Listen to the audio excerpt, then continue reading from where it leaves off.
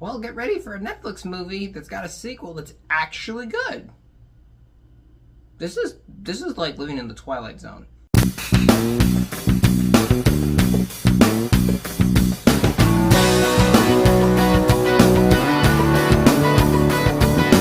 Enola Holmes 2 is directed by Harry Bradbeer. It stars Millie Bobby Brown, Henry Cavill, and Helena Bonham Carter.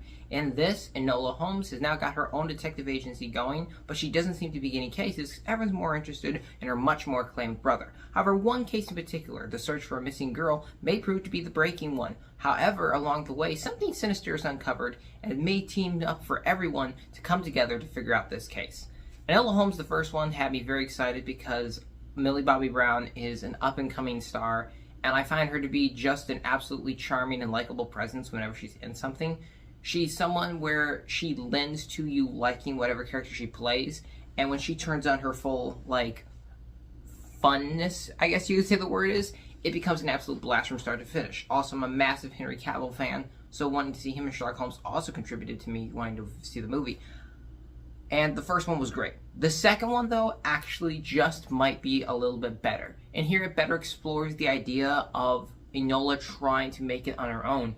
And they do everything in here perfectly, still balancing that very serious with a bit of a comedic tone with satire of that very genre, while also understanding how to make this feel like a fully fleshed out movie. It's stylized, it's great, it's a lot of fun from beginning to end, and nothing in it feels forced. It's all for entertainment. It's very self-aware of itself. It knows fully well what it's doing. There's fourth wall breaks. There's tons of monologues and stuff like that in it. But that all makes it fun. Everything in it is extraordinary. It's lavish. It's extravagant. And that's what I'm trying to see when I see a movie like this, which continues to surprise me, is on Netflix, because Netflix usually doesn't put out something to this level. I found this movie to be just an absolute blast. And once again, her character is absolutely adorable because of the fact you have Sherlock Holmes, played by Henry Cavill, who, once again, does a fantastic job. He emulates his character beautifully. But Sherlock's issue is he's so good with book knowledge. He's so smart. He's always thinking that way. And Enola is just the one just trying to figure it out as she goes. And that's relatable because that's probably how most of us would solve a mystery, would not be by the methods that Sherlock Holmes uses, where he can remember, the way you smelled or something, you know? And that dynamic is what really kept this movie going, along with the new characters they introduced in here, which once again are a lot of fun and are just fantastic. This movie finds a way also to keep this world built. They are continuing to build this world and develop things around it and add things on that make it interesting. So if you've seen the last film, you think now it's a nice addition onto it. The film looks absolutely gorgeous. The direction is absolutely wonderful. This has some of the wittiest screenplay I've ever seen. Is it a little bit of that, typical kind of jokes and stuff you hear? Yeah, but it's in a fun kind of way, and it's entertaining. It's not something that requires you to necessarily be fully immersed in it. You just are there to enjoy yourself and have a good time watching Enola and Sherlock bumble around until eventually they can all figure out what happened in this case.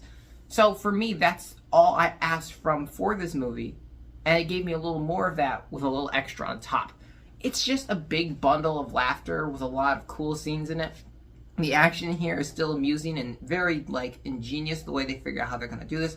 There's some shots in here also during the action scenes that I think were loony the way they tracked them. Those are some crazy good shots. And there is always this feel of Britishness to it, and I love that. There's an English feel to this.